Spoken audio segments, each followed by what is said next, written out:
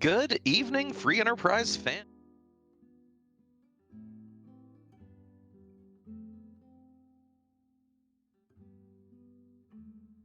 Free community clubs. This one is the brainchild of our favorite friend from across the pond, Poidrac. Poidrac, what makes the Sunday Slapdash so Slapdash? Well, it actually started well over a year ago, April 2019, and the Discord race bot not set up on our Discord allowed for randomized flags, and me and Simbu at the time were sort of headcanoning a few ways to put this into a race situation, and Sunday Slapdash was born. And it was technically the first of all these clubs, but not really the most popular because random flags means a whole lot of possibilities. But it's kept going for this year and a bit, and I'm absolutely shocked that it did. Yeah, this is probably my favorite one to race in week to week. Sometimes there are flags that you just have to, not your personal favorites that you just kind of, grit your teeth and go through. But as far as forcing you to think on the fly, because when did these racers learn what the flag set was today, Poidrac? 30 minutes ago. 30 minutes ago. So it's not like, these same flag sets we have week in and week out on the other tourneys. They're not getting posted on a spreadsheet for everyone to practice and study, days in advance. This is something that's testing your game knowledge on the fly. How quickly can you interpret these flags, adjust your strategy, and what are you going to do in the seat?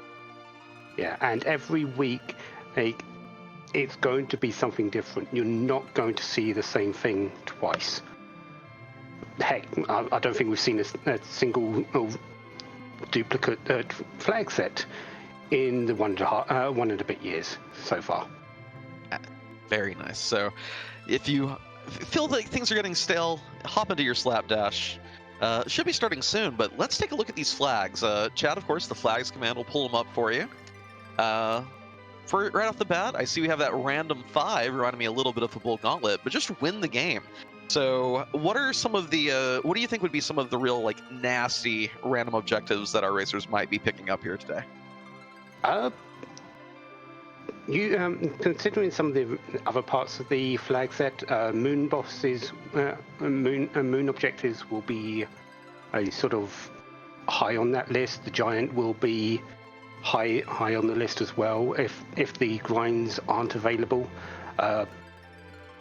Finding characters will be some of their easier ones, I believe, due to there being a whole lot of characters available. But Moon and Giant seem to be the best ones for us as viewers to watch. Yeah, hoping that it's things that we do have that push B to jump flag, so I'm hoping it's not a whole lot of things that our racers can just skip and jump over and knock out of the park without having to put some effort into it. Maybe a bunch of boss hunts, maybe, like you said, something on the Giant would be pretty delightful. Yeah, we do only have a few of the characters available. The randomization has only given us Rydia, Teller, Porum, Edge, and Sid. Definitely a power 5 and a start in Rosa, but it is also permadeath, no dupes, and buy. So these characters, you're going to have to be very careful with them.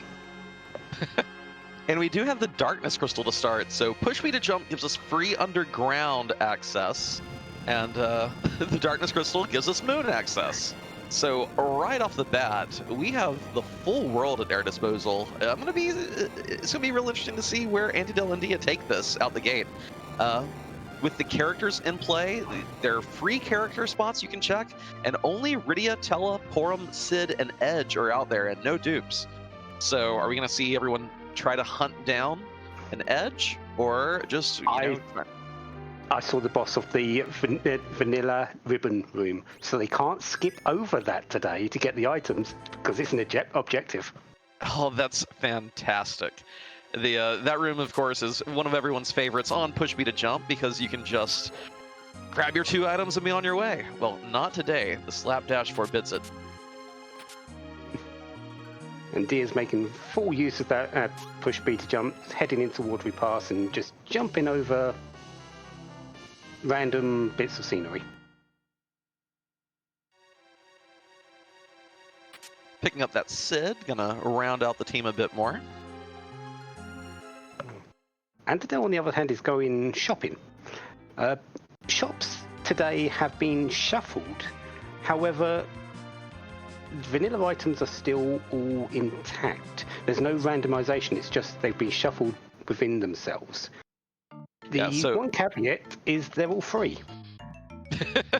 So you're not going to find the most powerful things, but when you find them, you're not going to be having to worry about, oh, what do I sell? What do I get rid of? With the characters in play, the best weaponry we'll probably see is just Ogre Axe for Sid, Long Blades for Edge if we find him, which we have. I can definitely see some early grinds today. There's an Edge, there's a Rydia, we've got a Rosa, we've got Teller and a Sid. That seems like a powerful team just to go up to the giant, do your grind, and then worry about the rest. Yeah, because with push B to jump, it's not hard to get that Tella online. Just go to Ordeals, jump over the first 2 fights, and take that easy peasy Crystal Room fight, and boom, you have a nice big grind online. Of course, with these objectives, there could be some easier ones to deal with that, since we don't have to fight Zeromus, the question is, how much of a grind do you actually need to do? That vanilla ribbon room definitely makes it a little scary, though. Along with, we have complete the sealed cave. Going back over the list right now, we have defeat the Baron Castle basement throne. So that's a interesting one. Yeah, we have Mylon Z wherever he may be, or Mylon Z if you prefer. And this is one of my favorites. We had Unlock the Pass Door in Troya. You look at that O-win game and you think, I'm not going to need to bother with this pass in a shop. Nope. Somehow the objectives still are making everyone find that pass and use it to get through that door. Most likely, though, it will be on the overworld, since generally it's not absolute, but shops are usually shuffled in their own spheres. So overworld shops are shuffled among themselves, underworld shops among themselves, and the moon shops among themselves, even though there's only one. But as I said, it's not absolute, so that pass may still appear somewhere different.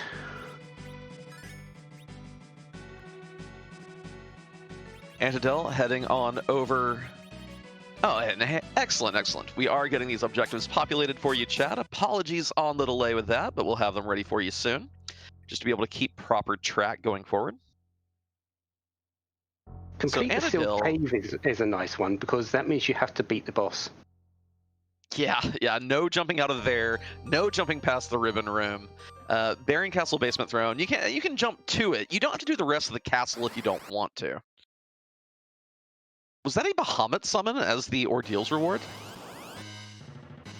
If it was, that Rydia suddenly becomes much more tantalizing as a character option. And let me hit this clip button and double check that. So one of the other flags that we kind of glossed over briefly in our discussion of them is J spells, which means Rydia, is not getting nuke at level 50. She's getting it at level 55. So grinding her to that is really hard to justify. But that Bahamut summon will make her a force to be reckoned with from the start. Although Water Hag, that board face AI, knocking her down, permadeath on, Dia does not want to have to go find another Rydia to cast this spell. And that pretty much guarantees that was a Bahamut. Well, we get a instant replay thanks to Dia. Yeah, that's the Bahamut summon. An excellent find here on Ordeals. Not only are you getting your Tella powered up to have weak and enable a lot of grinds, Rydia now has the Dragon Lord on her side. Yeah. The other thing that we do have here is... and it's completely skipped my mind. What was it? Well, we do have Antidale jumping over the Dark Elf and stealing the Vanilla Earth Crystal. Gonna have access to the Treasury now, which I do believe this is T-Pro. So probably gonna have some really spicy gear there. Problem is, a lot of the really great gear you love to find, well, those characters will not be appearing in this seed. Yeah, the better starter kit, that's it. So there was an assortment of goodies to start off with, a whole lot of life potions and cure 2s. With free shops, it's not really as necessary, but Thea had definitely the options to raise that Rydia if it wasn't the last thing that happened before Waterhag went down. Yeah. And we do have, another side effect of having the shops only shuffled. A lot of those really great J items that you love to find, your Thor Rages for a rude cannot so fight, your Star Veils for any number of things. We aren't gonna be finding those in shops this seed. So having a stack of a few to start with can be very, very helpful, just getting you through some of those fights like Wyverns and Asuras and Golbezes. Yes, and one of the items we were discussing in a little bit before this was Edge's weapons itself, long blades, aids for one. Antidale has found them in the shop in Cave Ablana, so Edge now has what likely may be his best weapons for the game. Antidale did not peak that Troya Treasury after returning with the Earth Crystal. So Longblades are good, but it would not shock me on these legs to find something far superior there. Surprised we didn't sneak a peek. Yeah. And Dia is giant. She's going to the giant. She's going to say, I want my levels. I'm going to finish this as soon as possible. The curious thing will, of course, be how much of a grind Dia does. With the J-Spell's flag, it takes considerably more D-Machines for both Rosa and Rydia to learn their ultimate Bada Boom spells, Holy and Nuke. But, of course, Rydia already has the damage taken care of with Bahamut. Rosa, you don't really need Holy if you have these other sources. You're probably just really wanting Cure 4. So I'm wondering just how deep of a grind Dia's going to roll with here. I don't know if it was going to be too much. Maybe early 40s. There's plenty to get Rosa some hit points and that Cure 4. And Rydia's MP growth is absolutely amazing. And as long as she's got 3-4 summoners of Bahamut, I think Dia will be happy. Yeah. And we see Antidale having to resist his normal push B to jump instincts, actually peeking the King Queen Neblin fight. You don't want to leave that Mylon Z hanging here. So takes a quick peek, hits that reset button, and onward and downward. Onward and downward. There's that Mist Dragon at the top of the tower, and considering no free key item is on today, that may come into play. And that's not that unreasonable a fight for Antidale to go ahead and take. Because you can, with push B to jump, hop across the barrier and go ahead and take that top fight down. The main issue I would be worried about for Antidale would be that permadeath flag. Although, if you bought a stack of 99 life potions, because they were free, Mist Dragon's going to hit 3 times and go to Mist. You can life everyone up then if you want, but I would be very worried about getting that final hit in with everyone still standing. So, fading it for now. Discretion is probably the better part of the valor. Yeah, Dia's had to reset out twice, the third time for finding this D-Machine in grind. Not having the best of luck for what she wants, for the time that she's wanting to spend here. It's not so bad, though. I am a firm believer that the earlier you can do your grind, the better. Like, this just puts the pedal to the metal, accelerates things, and will help out a lot with any fights that she does end up taking. Interesting purchase by Antidale. Bought 99 ninja stars twice. Yeah, if you want to clear through, just blaze through a lot of the early game, even the mid game with Edge, it's a great way to do it if you don't want to invest the time to grind. We're seeing two completely opposite strategies here. Dia going for the early power overwhelming, which that Bahamut someone would definitely, lead me to do this as well. Antidale saying, I'm going to see if I can complete most of these without a major grind.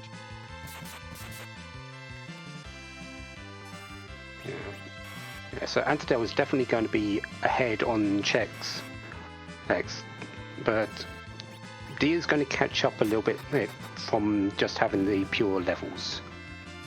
Antidale finding a Charm Rod, a nice plus 10 black magic stat stick. One of those other subtle flags active tonight is that the trap chests are in their vanilla locations.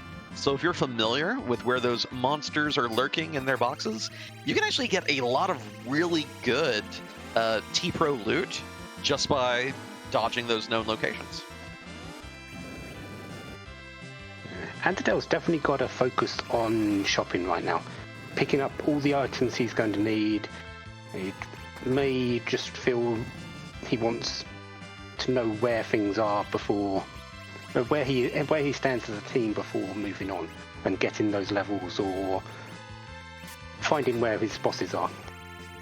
We see the Feymarch fights are either Ruby or Elements at the King spot, and either Kaipo guards or Baron guards at the Asura spot. So, with that loaded starter kit, I'm pretty sure our racers have... Ooh, elixirs in the shop, spicy. Pretty sure our racers have at least one hourglass that they could pop if they wanted to go ahead and take that fight down at the Asura spot. The better kit doesn't guarantee anything like that. The loaded kit does. It guarantees I misread. On hourglasses, but the better one doesn't. That's on me. I thought it was loaded kit. My apologies. It's only better. It's not loaded. It's close though. The better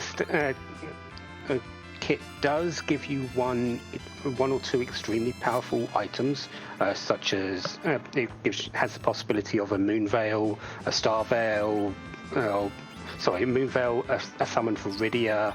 I've seen sylphs from that, or something similar, but it doesn't go into the real high tier items.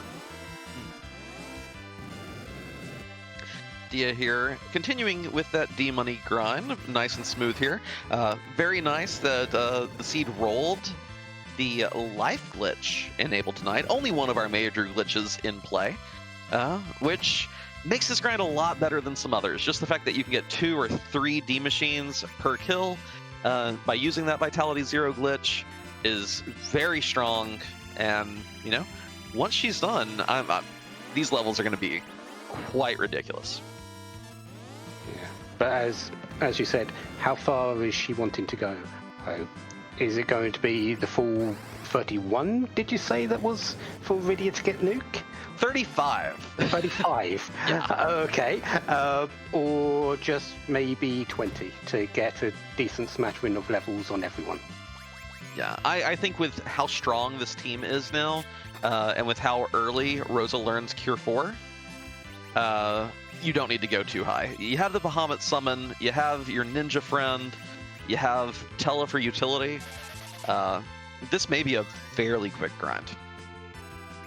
And the other nice thing regarding this is that although we have a few kind of rude boss spots, like the D-Lunar spot at the Vanilla Ribbon, kind of awkward, but the Sealed Cave and Barren Basement, you get to level 40, and there are very few things to worry about at either of those.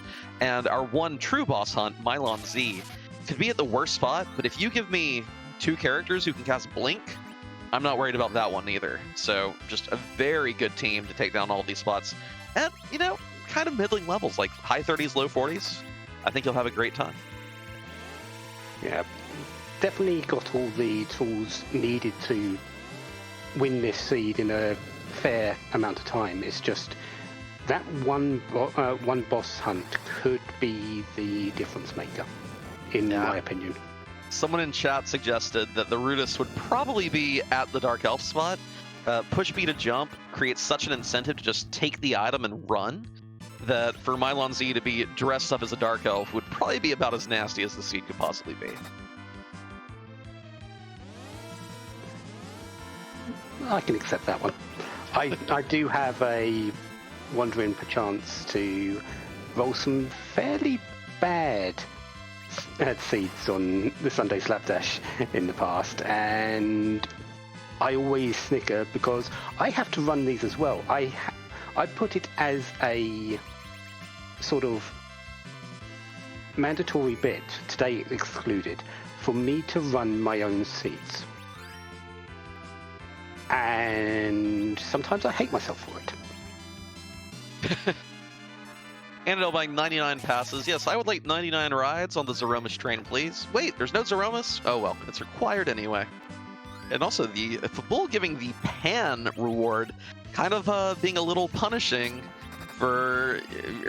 Instead of doing, the 2-in-1, the seed is forced, the 2-in-2. If you elect to take, the very common route on push me to jump seeds. So interesting place for him to put the Falcon. He that tells me he's going up Tower of Zot next. Which is kind of funny because theoretically we won't need to come back here, except if we have to go back to the Cave Magnus. Antidale seems to be fairly clearly indicating his intention to go up and clear Zot. Already got the item from Cave Magnus, but there's that inkling bit of paranoia. What if I have to come back here again? Not heading to the treasury, so I think he's happy with what he's found in those shops and is just going to go with it. Yeah, long blades aren't bad, and you do know that if you need to grind your levels for a fight, you're going to be able to knock that out in the giant with that starting darkness crystal. Chat bringing up that permadeath makes the Dark Elf spot fun. Yeah, today we only have permadeath. Permadeader is the real rude one where you can, if you're dead at the end of a scripted fight, you still are gone from the party. So we don't have that at least. If we do have to fight the Dark Elf fight, everyone can, kill over during that fight, no worries. Yeah, that sort of brings up a little bit of a point, considering in Permadeath, Permadeader, and a few others, they're considered, in my opinion, strong flags that can sort of be a problem in most seats. And there are a number of them, Permadeath, Permadeader being one of them, or a couple of them, that I actually do put onto cooldown from when they appear here for 2 weeks. So they don't keep reappearing. This is just to not only make it so that things go stale, but also that it doesn't, it keeps people on their toes a little bit, and gives them a little bit of understanding what might be appearing, even though they're not going to know exactly. And I believe there are a few other flags that also just are not included, which, you don't normally see when... Actually, I believe Dia did do that full grind. I just saw someone gain 54 levels, and I bet that was Rydia. Even though it's 35 total, if you are slingshotting, it will take less than that. It will take 9 plus life glitches. That'll give you 9, 18, 36. And Rydia will now have nuke and mega nuke. So watch out, Antidale. Dia, well, actually, all the racers, watch out. Dia has power overwhelming and is not afraid to use it. But apologies. There are a few other flags that when the bot generates them, you override anyway. Like, you can't have, I believe, both S-none and, S empty and T empty, right? Yeah, I try to avoid the complete kata or kata-like flags. Kata-like, less so. But kata being the hardest settings that you can have imaginable if you aren't too aware. But I try to avoid things that aren't beatable in a certain amount of time, so such as under 3 hours generally. So we can't have the lower end of the treasures and the shop randomizations on at the same time. E-danger is not a thing where it allows back attacks. Encounters are always toggleable, or they can't be turned off permanently or turned on permanently. The experience distribution is always the same as in most other seeds that you will roll. Oh, and a few other quality of life things, just to make things raceable. Because that's what Sunday Slapdash is. First and foremost, it's a race. This isn't a spend 6 hours figuring out how to barely eke out a win. This is something that you want people to be able to hop into and play. It may be hard, it may be rude, but you can actually hop in and play it and, hopefully enjoy yourself. I know I do. Yeah, and that's the other thing. I put it as a thing for me to actually run my own seeds, but even the rudest ones, I've never found that I hate, because I have fun with it. I play this game to, I play this randomizer. I play this game to have fun with it. I want that to be translated into everything that I show to everyone in this Sunday Slapdash. Well said, well said. Dia, only finding a Bacchus wine from the last arm chest, not getting a huge high roll there, but does find a Charm Rod and a Samurai Bow on her way out of the Giant. Excellent stat stick for Rydia. Very nice bow if you want to go the physical damage route with Rosa. And Antidale has this minor head start on the checks, but Dia is ready to clear everything and clear it super quickly.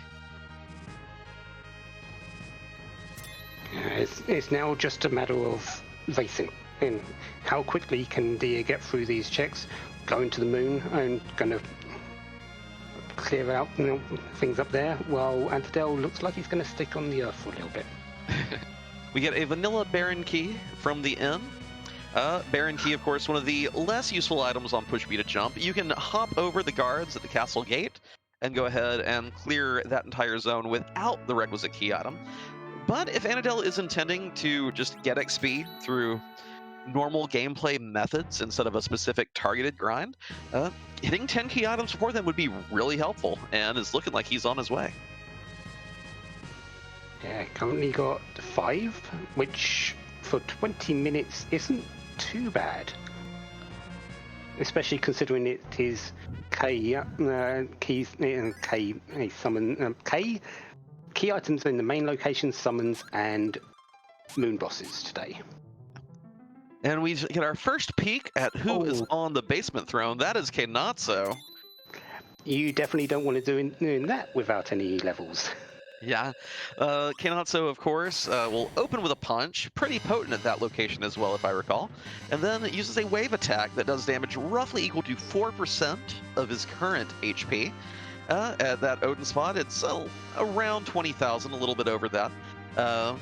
And so you're looking at you're looking at over 800 damage from that wave right out the gate. There's our boss. Oh. Too easy, Poidrac. I think this was a good day for you to take a day off, because you said that you want to run it as well. Well, today would have been too easy for you. Too easy. So you chose a good day to hop into the booth. Well, it's the first Slapdash being restreamed ever. I wasn't going to miss this. Oh, of course. Also, something I didn't actually expect to happen in the lifetime of Sunday Slapdash, so yeah, I'm going to jump in. And there we go. Mylon Z crumbling.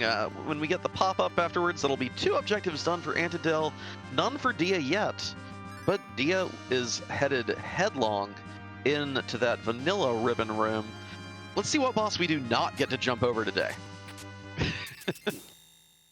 So, the only thing that, she's jumping over it anyway. Oh, Mazamune. Yeah, that's a pretty good get, and that's a pretty free boss. I wonder if Dia is regretting the grind a little bit right now. It's less free than it would normally be due to our lack of readily available star veils, but this is still it's still going to go fairly swimmingly, I would think. Yeah. The only thing I see going bad for this actual seed now is, where is that Luca key? Oh yeah, if that is behind any of these lunar bosses, that'll definitely throw folks for a little bit of a spin. Yeah, because this it's entirely possible that this boss on the moon is the only thing that's there that's required. Is Dia just going to beat it and then run off the moon and head back to Earth? Curious. Of course, the other concern here, given our lack of Starvales, is that permadeath flag. Although, honestly, Rydia, Rosa, and Edge could probably clear the seed all by their lonesomes, I definitely get the appeal of keeping your nicely leveled team all standing.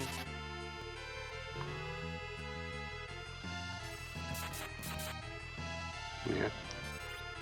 Alternately, maybe Dia intends to ditch the Tella here and then replace him, not making any efforts to life him up. Oh, there it goes.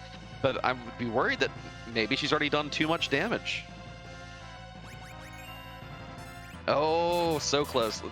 Kind of fortunate these nukes are low rolling, only seeing like 5 to 6 damage apiece instead of the big bada booms.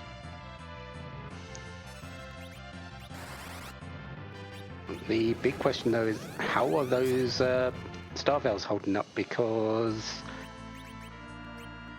less than a second away from another one. Yep, the only wall that was still up was on Sid. Now, if this Mega Nuke kills... Oh, no! That... and there's the reset. Yeah. That spot is for permadeath. Permadeath changes that completely. Absolutely. That is and just what, you don't want to fight the rest of the game with only a level 50 Sid? Yeah, that was spicy. And Dia maybe indicating some frustration here, picking up the Masamune from the chest and just ignoring the pink tail on return. No intention of even dealing with that. Yeah, but yeah, this is just one change on a flag. Just permadeath changes the entire outlook of the seed completely. It's for a boss, which in most cases, Bahamut is free.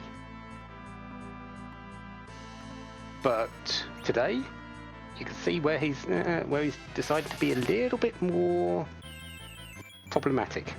Yeah, take away Starvales, and life gets a little tricky. Either you want to be counting those HP, being exceptionally careful about getting everyone picked up. Antidale, by the way, in an interesting spot here, already having fought that Mylon Z, knows that he does not need to check any more of these boss locations. We're not going to see any peaks here. Antidale's seen demist. Antidale has defeated Mylon Z. That's all the boss hunts he needs to do, and can put this into full push B to jump mode. Surprised he's keeping that Bahamut and not running it and resetting, because he doesn't need it, really. I think maybe the main issue here is that Antidale doesn't know what awaits on the moon, and does know there's kind of a rude boss at the Baron Basement Throne. Maybe thinking here more about getting Tella online to facilitate a grind, or just to have that further utility. I would be interested to see if anyone in this race, of course, we have these two featured, but we have, I believe, 8 other racers. I'd be interested to see if anyone is doing using Edge to steal sirens from the alerts in Lower Babel and doing a miniature grind that way. It's definitely something that's possible and on the table. It's a little bit longer than a standard D-Machine grind, especially since you were given that Darkness Crystal straight from the get-go and a Teller.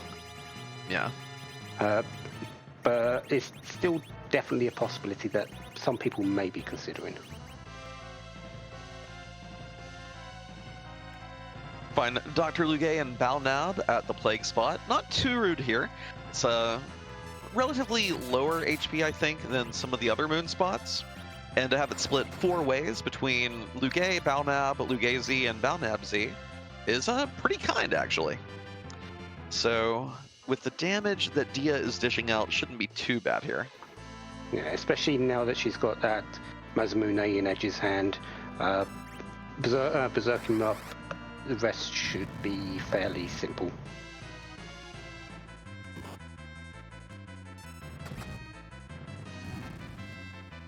Is the only source of real physical damage though. Sid is still rocking that wooden hammer, although it's a hammer, so it still does a whole lot of damage to Balnab. But it's still just a wooden hammer. And we do see Antidale doing the Siren route a little bit here, taking out those yellow dragon eggs for a quick infusion of levels. Like you said, this race is going to come down probably, in spite of that huge level advantage, it's going to kind of come down to where that Luca key is to access the sealed cave.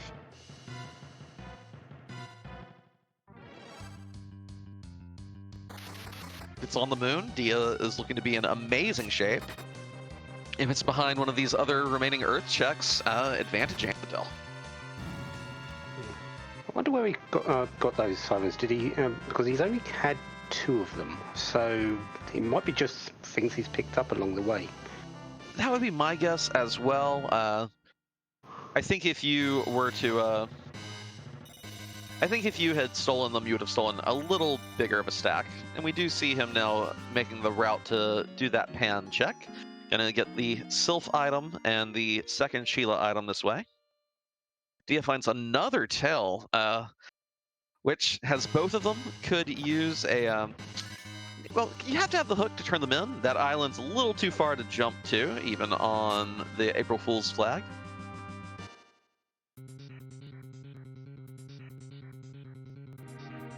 Heading around the shorter route to get to the Ogopogo spot, although then going around the longer route to get to the Ogopogo spot.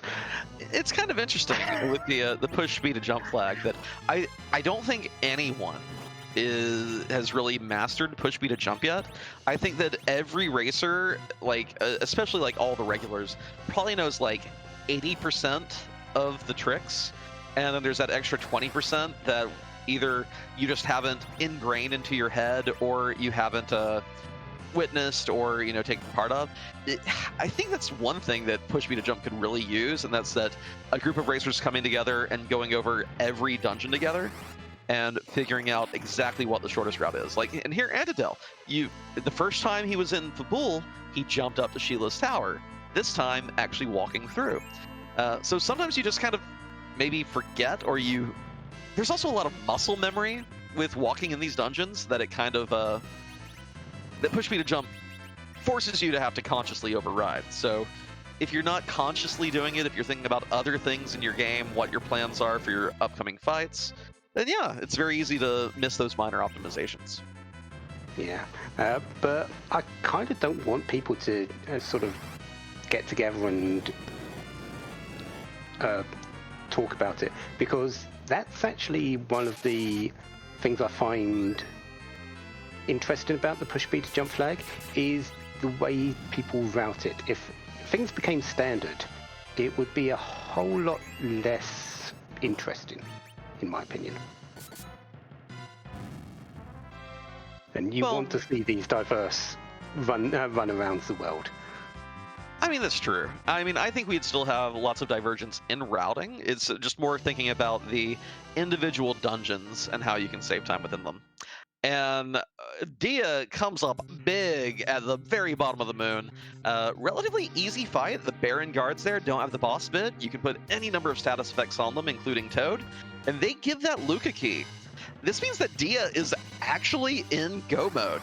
Still, of course, Dia does not know where Mylon Z is yet, but that is huge. Dia currently has access to every boss required to finish the seed, but of course, not knowing about that Mylon Z means we're not going to see her leave the moon just yet. No, won't see her leave the moon. However, Mylon Z's location, I think, plays well into her plans, since it's in Baron, and one of the objectives is the Baron basement throne. You're going to want to do both to just fill out the a quota there. Oh yeah, absolutely. Quick reset. No time to fight Golbez. This is a race. If he's required, well, we know he's not. She knows that she only needs to find Mylon Z. Everything else is in its in an assigned location. We out, but there's still a Pale Dim spot to possibly peek. The only small thing that might be on her mind is if there's a key item gate in another location behind that Golbez, such as the tower key, which can't be passed over. The boss, the twin harp, which you'd need for the boss there. Yeah, I think that's a worthy gamble, though. Mr. Bus Driver in chat, the pass is for sale in the Fabul item shop. So easy peasy, you just have to check your shops and you'll find it. But yeah, with only one item that still gates a, well, okay, package gates a boss and tower key gates a boss. With just and those the twin two? harp. Oh yeah, you do have to have the twin harp to actually engage that fight. You're correct. I don't know. I feel like a part of me would want to play the probability and just swing for the fences here and not do a boss that's going to take too long. Like, I mean, Odin's a pretty quick one too. It looks like Dia only intends to fight Mylon Z. If it's gated, she has already decided she will find it after she's checked every other spot possible. Yeah, she has already found 2 key items on the moon, and with the Luca key and the pink, well, 3 key items, the rat tail, pink tail, and the Luca key. Probabilities are, I believe you've looked into this a little bit, are looking good that there's not really another one on there. You know, based on my understanding of it, sure. So in other words, maybe. Yeah. Like I've not run the numbers to look at the generation algorithm and get an idea of the the mean and standard deviation for number of key items you'll find, but 3 feels like you're probably not going to get more. But of course, there are times where the moon has a key item at every location. Who knows? But I definitely like this play. I like saying, I only need a Mylon Z. I have so many bosses that I can just take a free peek at. I've not even been underground yet. Heck this, I'm not fighting all these jerks. Interesting little thing that Antidale did there. Jumping off the side of the floors in the tower does give you a little bit of a walk backwards, but decided to run across the room with a actual cannon room in, and that sort of made him bounce back and forth a little bit there. Yeah, the return doors are a little tricky to manage. It's something that I'm still learning, especially when I have a tower key in play. There's all kinds of little niche spots that can. There's definitely an optimal route, and if anyone's doing it, they don't do it every time. That's for sure. And Antidale finds the crystal. Oh, it's a win game to see it. Sorry, Antidale. Dia is in Baron though, down at the basement throne. Finds Kenyazo, looks at him and just goes, I've got these levels, I don't really care. Yeah, the wave here is going to be fairly inconsequential. Already, more than enough HP on every character to survive it. Even Tella with just barely eking out 1,000. Just a matter of tearing through this thing's HP at this point. Yeah. And I don't see her leaving without checking that Baron throne on the upper levels as well. Oh yeah, I would expect to finish this fight, take a quick save, and then peek. Well, we already know the Bygone spot. They gave us the key item at the beginning of the game. So I would be very shocked for there not to be a throne check.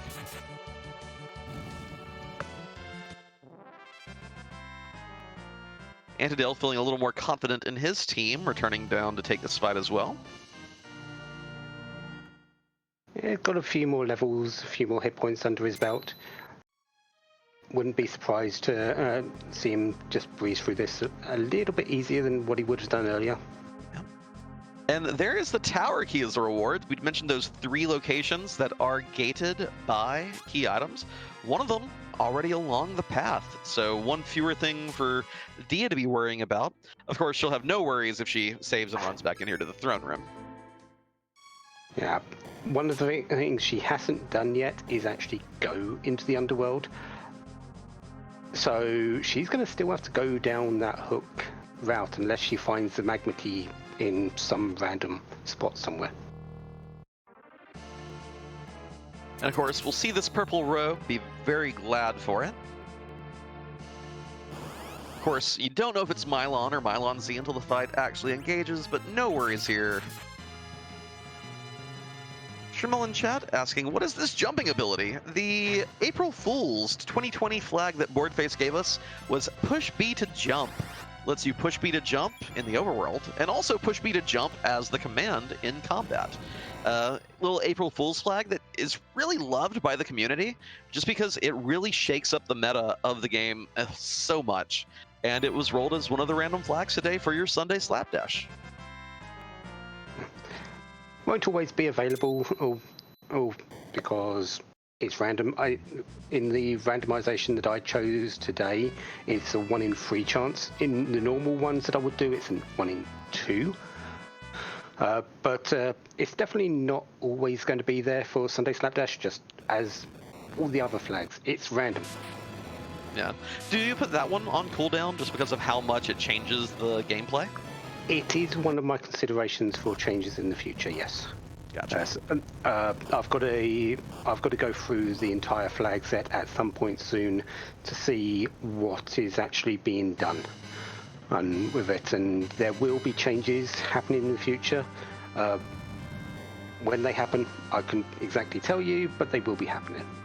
Gotcha. And Moses T. Brown, if you have not visited Zeromus on a flag set where the fight is not required, I highly recommend you roll a seed and take a look for yourself. Oh, there's the magma key. It's behind Mylon Z. That is very convenient. Dia will not have to take the jumping route through Cave Eblin. And appears to be going item shopping, going to be hunting that pass, and then knows that this is actually really, really clever on Dia's part, by the way. Looking for the pass now before going to the sealed cave. You get that completion as soon as you clear the boss. If she were to do that and then hunt the pass, she would have to walk all the way out of the sealed cave. By doing her shopping now, makes it only having to be a half trip. Very, very, very good thinking on Dia's part here. So is she going to last location the football item shop, or is it going to be the next one on her list?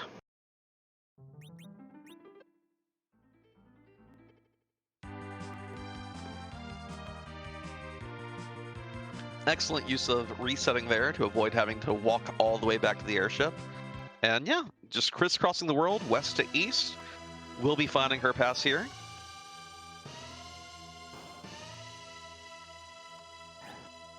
Ralphian, the pass will be found in just a couple of seconds by Project Dia. She is just about to pick it up. There we go. So Dia going to make very excellent time to see the early D money grind paying off big time. Just open one pass door and head on down to the sealed cave. You know, slapdashes, they can sometimes be rude. They can sometimes take, you know, like you said, nearly 3 hours if the things are gnarly enough. But this one, we are looking at a very nice, probably sub 50-minute finish if I had to guess here. Especially since that magma key. Yeah, I would be very surprised if she takes too much longer. We know all she's got to do now is just drop the magma key, go to the Luca cave, pick up the item, fight the boss, and done. Antidale, meanwhile, getting baited by that tower key that the Kinatsu at the Odin throne gave. Going to be taking a peek here. And of course, has to walk it out. Already found the boss that he needs. So this is just kind of hoping to find the Luca key. Yeah, he's made the gamble to stay on the Earth not really do too much in the way of a grind. Just build things up as he can here with what he's got.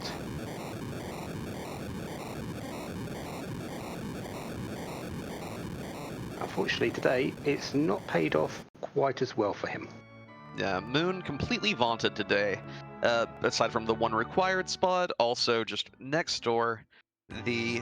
Oh, wow, that's something you don't see every day. Edge actually failing to kill Peldim in one hit. I believe that Edge still has a Thunderclaw equipped, and that halved his damage in addition to other lackings. I believe it's a Fire Claw, which he had equipped for the Mylon Z fight, and God. he just hasn't taken it off.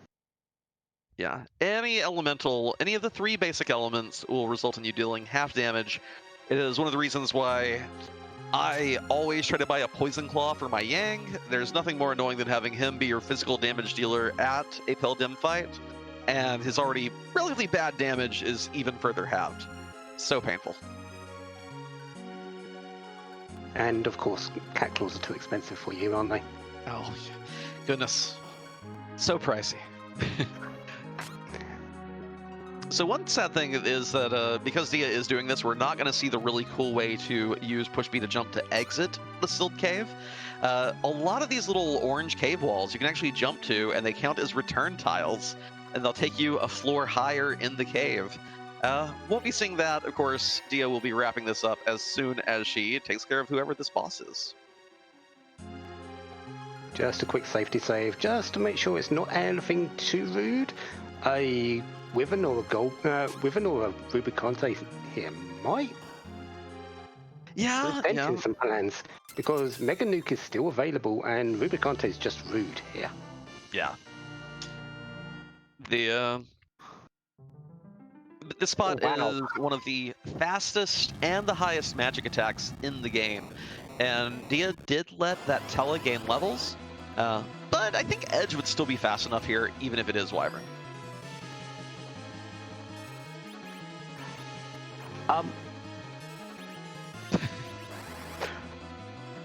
Considering the last 2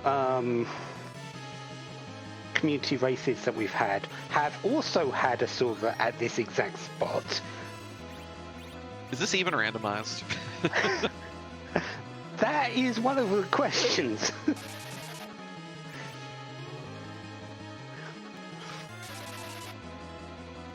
Setting up the wall on one of her teammates, Edge, so that she can bounce spells off without activating Asura's counter, and putting the wall on Asura so Asura cannot heal herself. Going to be burning through these roughly 20,000 HP pretty quickly.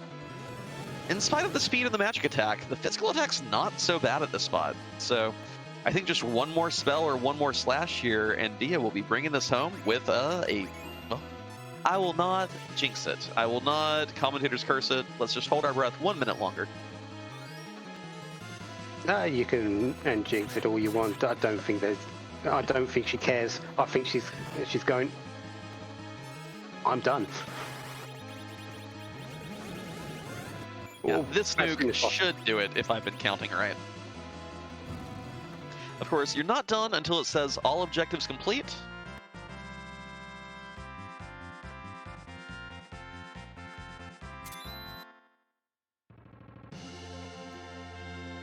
And there we go, the flash, all objectives complete. Dia has finished in first place with an official time of 49 minutes, 41 seconds. Super fast. It looks like our timer started a little late tonight, so do disregard that one below the stream. Still though, a sub 50-minute finish. You'll love to see it. So well done by Dia. We'll see if we can get her in for an interview in just a minute. Yeah. I can't get over right now that Asura being in the same place in the last 3 community races today, Friday and Monday, and all of them have been required for objectives. Well, it could be like that time with Flurry that other week where I rolled a whole bunch of required Demus, Summit Package, a whole bunch of required bosses at Leviathan. It was just an exercise in misery. I feel like that we do sometimes get these little tiny patterns in seed generation, but you know, that's where you have to let your flags come in and make up for it, right? Yeah. But now that we have our winner of today's race, dear, congratulations. You blazed through that, didn't you? Yeah, kind of. I'd see probably could have been done without the grind, though, to be honest. Those were two pretty free moon bosses if you just ran up there.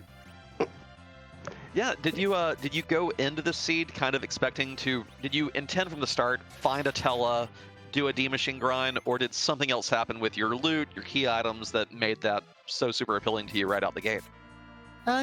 Getting the darkness super early is always puts that on the table, especially if you have Tella.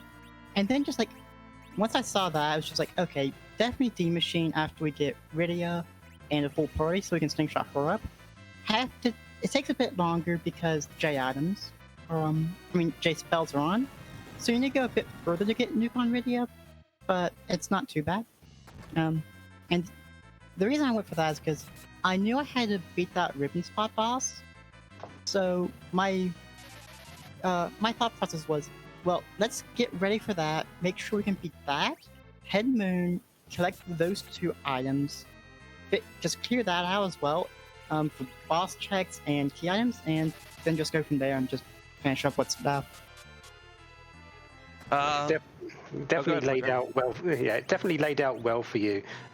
Doing that early grind, going to the moon, and then two of the objectives pretty much being in the same place, with Mylon being in Baron and you needing to do the Baron basement throne anyway. So yeah, it just sort of all laid itself pretty linearly for you, didn't it? Mm-hmm. But important question, you finish the seed so fast. What on earth are you going to do for the rest of your evening? I don't know. I was planning on being here for an hour or two, but just 40 minutes in and we're done, so... That's the problem with Slapdash. Sometimes you aren't here as long as you think you are. That's very true. So, any other little quirks about the seed that you've felt came out interesting for you today? Well, when I first saw the flag set, like the first thing I looked at was the characters that were available and the fact that it was one game. And then kind of like from there, just like, as Shuffle, not gonna get any great weapons from shops, but everything's also free. So, just there were some like kind of nifty things in this flag set. The free characters being on as well, that kind of like, if you don't notice these minor things, it can definitely put you behind, and that's kind of one of the neat things about Slapdash. Yeah, using your own game knowledge, because as the first rule, as I put it, of Sunday Slapdash is there is no talking about the flags until the race is done. Yeah. So do you think that plays a part, having people's own knowledge used in this sort of race situation? I think it does, because like I said, there's a couple things there that, like, if you don't notice, it could put you in a bit of trouble. Like, J spells is something that's just very minor you may not think about, but it also means Rydia is not getting nuke as early. Rydia is not getting wide as early. So you have to like extend your grind a bit further than what you would normally used to. And if you don't know that, you may have to go take a few more fights in order to get nuke if you want it.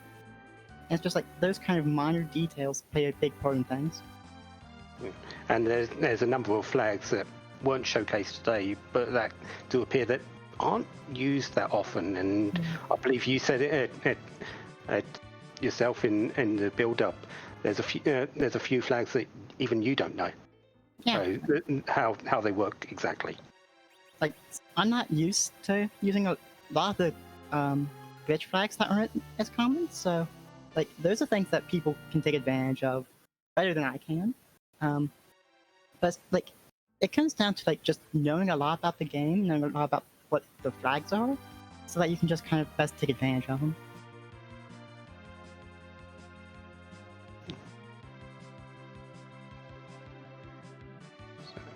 Invenerable, any other questions for Dia? Oh no, just GG's again. Very well played, very well executed, and thank you for signing up to be one of our 2 restreamed racers tonight. I love it whenever a restreamee also wins the entire thing.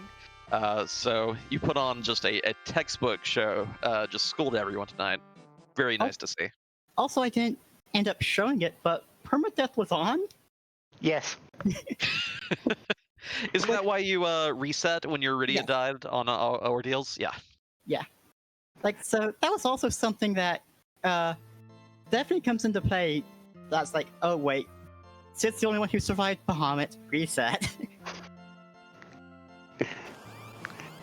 Yeah, definitely something people need to think about when doing all these things. Yeah. And that's something I forgot to mention that I wanted to. That's also why I was skipping a lot of character locations after getting my full party. Was because in the case they died, and it was like a super long fight I didn't want to redo, I wanted to have the option to just go to one of these other character spots and re-grab the characters. Very clever execution of the permadeath combined with the free characters. I like it. I like it. Yeah, I think that's about all I had for this evening. Yeah, thank you so much for commentating and restreaming. Really appreciate it. Well, thank you for jumping in and running our Slapdash today, and have a good evening yourself. Bye-bye. Just a reminder, chat, make sure you follow both these featured racers. Both Dia and Antidale are just fantastic free enterprise racers. Both have come up in a big way since the Hummingway Open last year. Both just top tier racers at this point, doing wonderful jobs racing and winning week in and week out. I do want to catch you up briefly on what we've seen on Antidale's screen, though. Did take care of that Bahamut fight, but lost both his Tela and Sid, came back to Earth to turn in that pink tail for an Adamant. Maybe metagaming, thinking that Dia had to have found that Luca key somewhere on the blue planet, and maybe did that lunar fight last. But leaving the moon immediately afterwards, not doing the Ogopogo spot, metagaming, maybe sending Antidale down the completely wrong rabbit hole here. I think the detriment to what Antidale's thinking is Dia's routing wasn't exactly, although it was entirely viable, it probably wasn't what he's used to in a push B to jump setting. Most people go down first, they don't go up to the moon. I mean, they usually go to the underworld and start their journey there. Today, the opposite is the true best way to do it. Absolutely. So going to be getting quite a bit of disappointment here. Still has the big hitters on his team. He didn't lose Rosa, he didn't lose Rydia, he didn't lose Edge. So still has a lot of really good damage output to clear these bosses. But we know that he was so close and then ran so far away. Yeah, and now he's been down to the bottom of the moon once. I think he's going to go top down now. Yeah, heading back to the moon. I'm guessing that visit to Dwarf Castle was just to maybe round out the party again, get an extra body on the field. Of course, we know that the solution is to go all the way down to that Ogopogo spot. He does have the Toad spell on his Rydia and an Adamant armor. Place her in the middle, put that Adamant armor on her, let her cast Toad, and Seed's free. Seed's free. But like you said, it will not surprise me if we see a top-down jaunt here.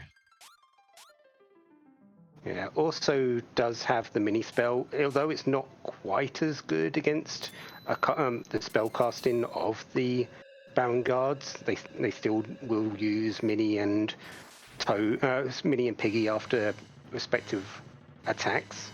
It's still a viable option to stop those physical attacks, which are the things that will kill you more often than Mini or Toad will. We do see Antidale taking the path back down to the bottom of the moon, not checking the pale dim location.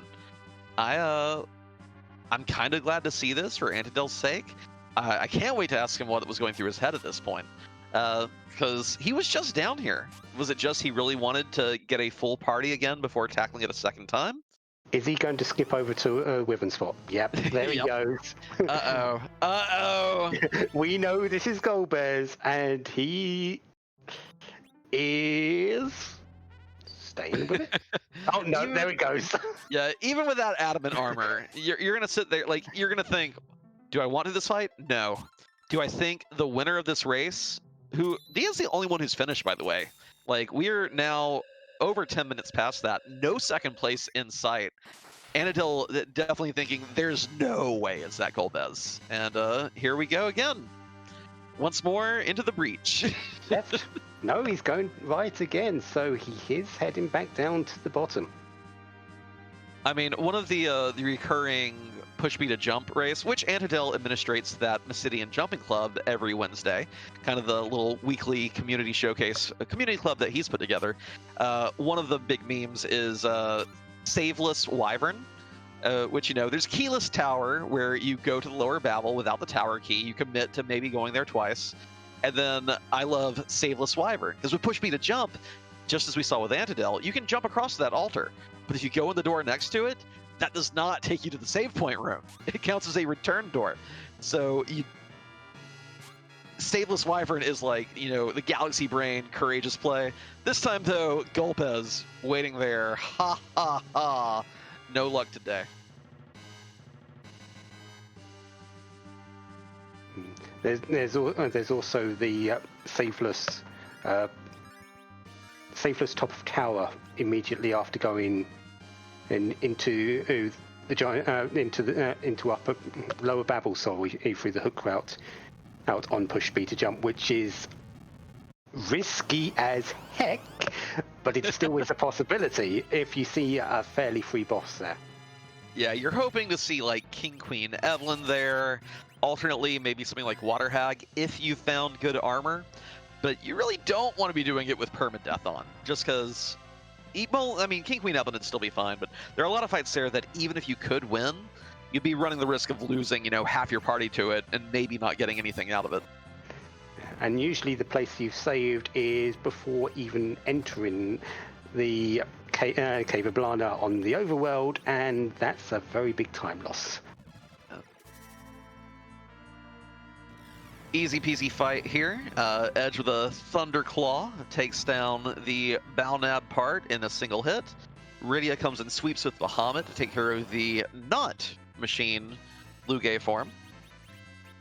But this form now is, so that if we get this burst off in time, Edge is going to tear through this phase.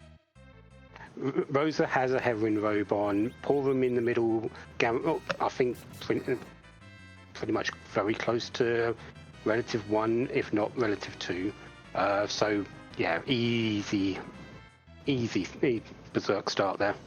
Oh yeah. Annoying thing, of course, is that we will be getting poisoned here. This poison cannot be blocked. Your adamant armor won't do it. For some reason, multi-target status effects dished out by bosses, and they just ignore all resistances and immunities, which does mean you can sometimes reflect them, like with the D-Lunar's Bad Breath. Here, though, we're all poisoned. We're not getting anything valuable. I would expect to see a reset rather than deal with all this poison. It is the rat tail. The rat tail was here. Yeah, you gotta keep it. You gotta keep it. Let's hope he doesn't exit out and check that before going down. I bet he does. Yeah, he's gonna save scum it. Leaving the save here, going to go turn in that rat tail, and then we'll see probably a pretty quick reset back up here. That rat tail is the package, which we know has nothing for us today. He saved, Moses. I think he saved. Yes, I hope did. He saved. Almost went to the giant. Yeah. For what it's worth, if he had not saved, his save was right before the plague fight anyway. So it may have been better not to save, because then you just reset and you're not poisoned either.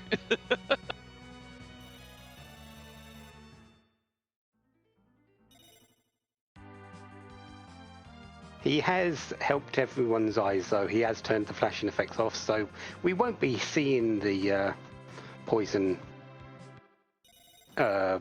visuals. We will be getting the jingle, but we won't be seeing the visuals.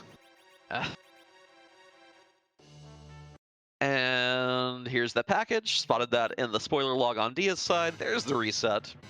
Can you believe we still don't have a second place finisher? I guess all the metagaming here is going completely wrong direction with the racing crew. I unironically love to see it. I love it when metagaming lets me make a Galaxy play, you know, like second place in a big race. But I love it even more when it bites me in the butt and I lose miserably because of it.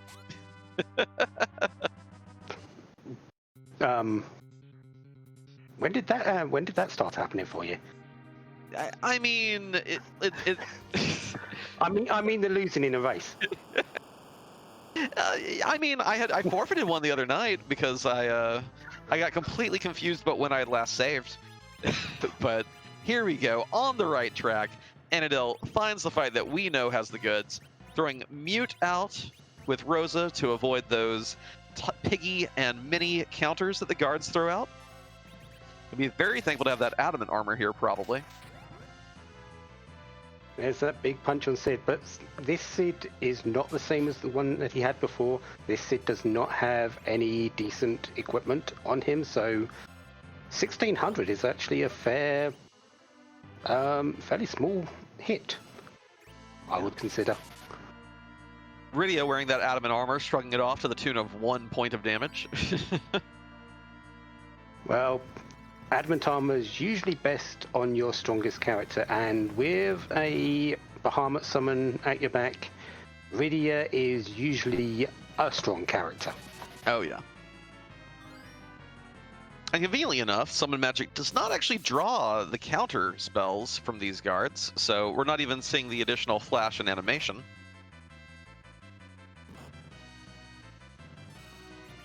Boardface AI sees Porum casting a spell, says, nope, get out of here. Wonder if he's going to get that Porum up. Oh, is using the life pot, but will it go off before the dragon summon? It should do, considering how the turn orders usually work with spell delays and stuff like that. Oh, and Dia in the chat pointing out why she never used her Bahamut summon. Just forgot about it. Rydia took that punch, redid the fight, completely ignored it. Just no, Nuke's fine. Nuke's fine, I guess. It is kind of interesting, though, because, of course, Nuke is single target and has minimum delay. It's listed as delay 0 in the code, which means 1 ATB tick is all that's required for it to go off. Bahamut's a bit slower, but it also will target everything in play, and you don't need to grind Rydia to level 55 for it. So interesting to see both Nuke and Mega Nuke have their day in the sun with these two very different routes by our featured racers today.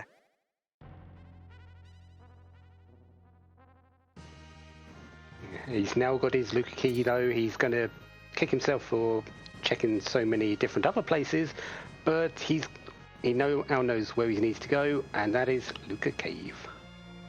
Yep, so Antidale looking at this race room, no one in second place yet, everyone scrambling to try to figure out what Dia did to finish so quickly.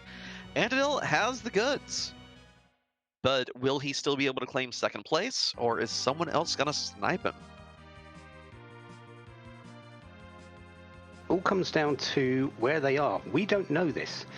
We've only been tracking these two runners today, Dia and Antidale. As Invenerable said earlier, we've got another 8 runners that are in this race. We don't know where they are.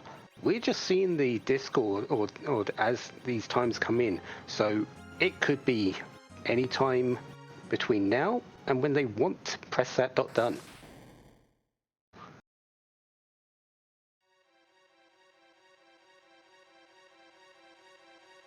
And again, Antidale entering the cave here because it's the last location required. We're not going to see any of those fancy push B to jump means of escaping. Womp womp. But while he is walking down there, I will remind you, chat, make sure you give both our featured runners a follow. Both extremely proficient and prolific racers of this game, entering many races each week if you want to tune in and see some of our community at work in case you can't get enough. And if you don't mind, those of us in the booth making the magic happen for you today. Me and Poidrac, our restreamer Gambit017, our tracker Asuka424. Don't mind dropping us a follow. We all appreciate it. We love putting on these shows for you. And yeah, I enjoy it at least. Poidrac, do you enjoy it? Generally, yes. I do like giving the evil out. Unfortunately, not as much today, but I like giving the evil out sometimes. Rolling the seed, always the fun part. How are you going to torment people today? And today, I think you had like the subtle, like it's very subtle, I think, because again, we're having roughly 20 minutes before first place and second place today. That itself is kind of a beautiful troll, in my opinion.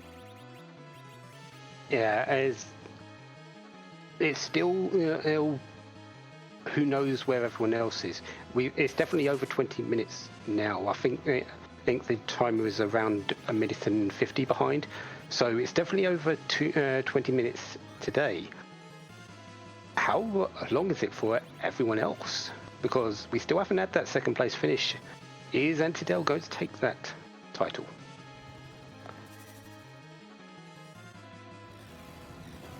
And taking that Bahamut summon, putting it to good use, with Antidale's sources of damage not needing to set up the reflect kill like Dia did, no need to reflect Nuke and Holy here. Bahamut doesn't care about your stinking walls, and yeah. Oh, but the wall spell had not up in time. Asura getting the full heal. That first Bahamut completely undone just like that.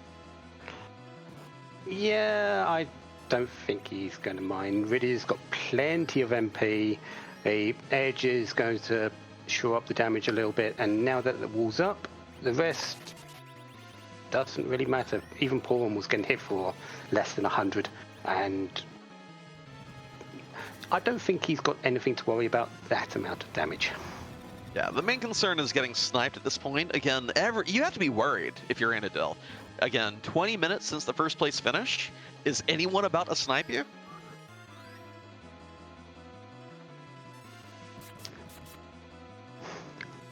I do like how he's just equipped Sid with an elven bow and iron arrows. Just to get that little bit of damage here. Hey, and wow. Iron arrows doing that 1246. Asura is a mage type, so you are getting quadruple damage courtesy of the elven bow. Even those tiny little iron arrows can do pretty good things when paired with the right weakness.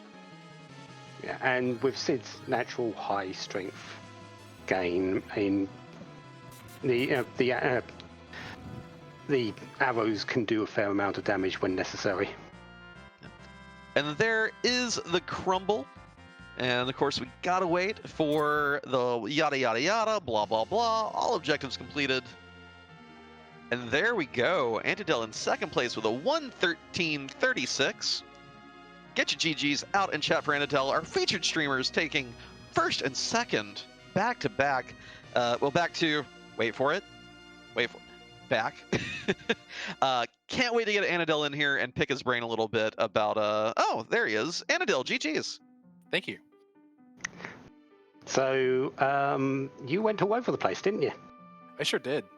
Dia's finishing kind of threw me a little bit, and I was like, well, maybe it's one of the places I left on Earth that would have been pretty fast. And then, well, maybe it's this rat tail, and so let me go check that real fast, but leave a save up here. And then third, fourth time the charm on the moon, whatever it actually was.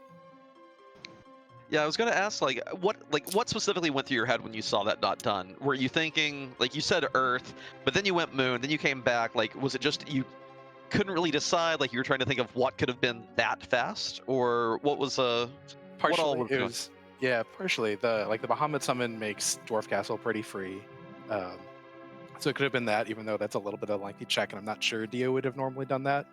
And then also the lure of adamant armor is a little strong, so I figured I could hop down to Earth, pick up that adamant armor, then do Dwarf Castle real fast, and then if it's not that, go back to the moon, because then it's probably that. I don't think Dia would really want to do the Fey March bosses early, unless she had done like a D Machine grind or something, which is possible, but it felt unlikely.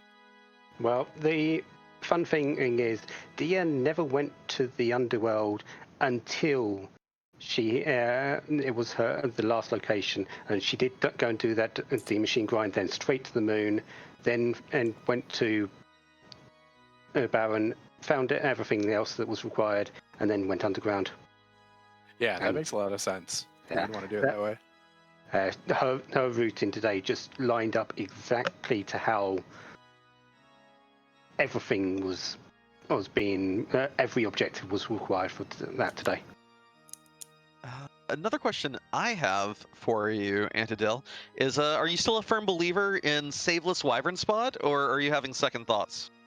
That was just a little bit of cheeky thing. I knew you were doing comms, so I figured I would at least check it out. And I definitely had the levels to do it, especially with the adamant armor. I just wasn't going to sit through Golbez at all. Of course. That's quite a mood in a lot of cases. Yeah, I will absolutely do it if I've done a D machine grind before going to the moon. It's a fun play then, just because it's something that if it's there, you get a huge advantage on. But in this case, I figured I might as well check it. No one else had that done, so that is a kind of awkward thing to do if you don't feel comfortable with it. So it felt like it had a decent chance, and then Golboots is like, no, this is 0 chance that this was done. If she did a lot of stuff on the Earth first, just checking for other key items. So you are one of our mainstays of the Sunday Slapdash week to week. You've seen a whole lot of good seeds. You've seen a whole lot of incredibly bad seeds. Where does this one sort of sit, and what's your main sort of lure to this sort of flag set, or this sort of mode that has been produced? I feel like overall this is one of the more straightforwardly fun ones. I mean, you got Edge, you got Rosa right away, so you didn't have to worry about characters really. It's push speed to jump, so you can get telepowered up without having to worry about doing ordeals in a lengthy sort of manner. And I always love push speed to jumps. But the best thing about the Slapdash is just that you don't quite know what you're going to get when you get into it, and so you take notes about the flags, and then you try to remember those notes that you wrote, which is I'm about like 30-70 on actually accomplishing. Thankfully, this had free bosses still, because that's the one I forget pretty much 100 to 200% of the time, like at least twice a seed. I think I forget about it. But just the unpredictability of what you're going to get and what stuff you have to suddenly prepare for on the fly is absolutely the best part of it, and what I love about this.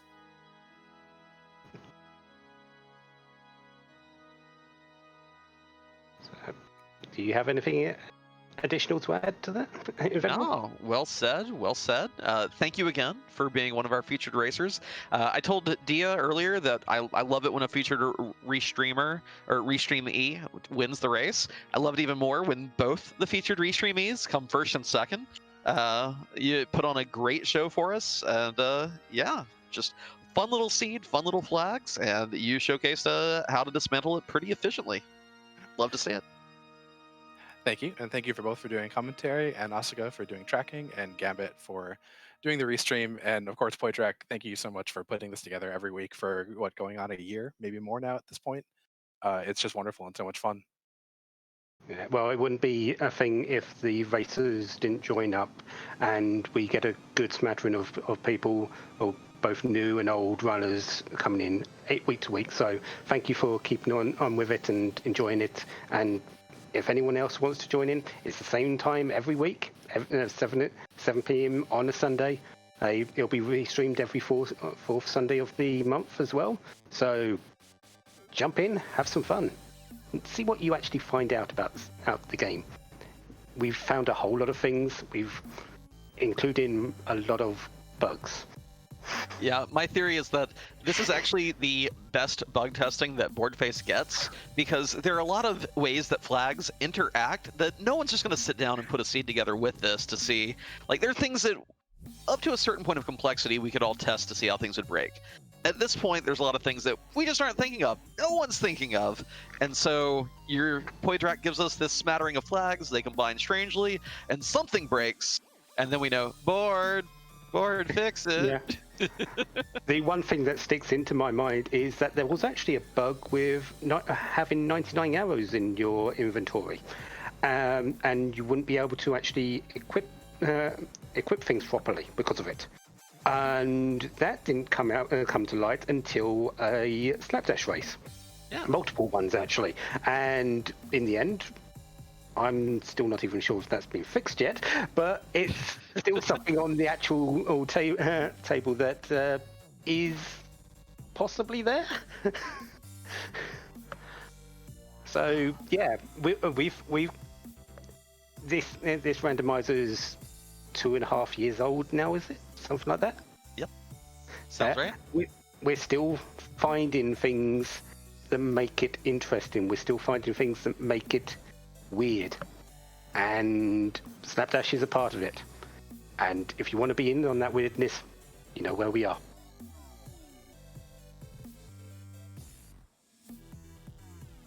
So we are currently now done with our restream. I think we're looking into a raid target at this moment in time. Do we have anywhere that we're going, Invenerable? Oh, let's check with our restreamer, Gambit017, just quickly checking with him. It looks like we are going to be raiding community member Commander Leonhardt, who is actually in this race, I believe, still playing, still going at it, trying to finish things up. Reminder, everyone, come on out one Sunday, join the Slapdash, see what you know, see what you don't know, and be looking for this showcase fourth Sunday of every month, just like Poidrac said. And yeah, have a great rest of your weekend, and we'll see you this week on the Free Enterprise channel for some good fun community races. Make sure you tune in tomorrow night. It's going to be a real good one. Yeah, something special planned. Have a good evening, everyone.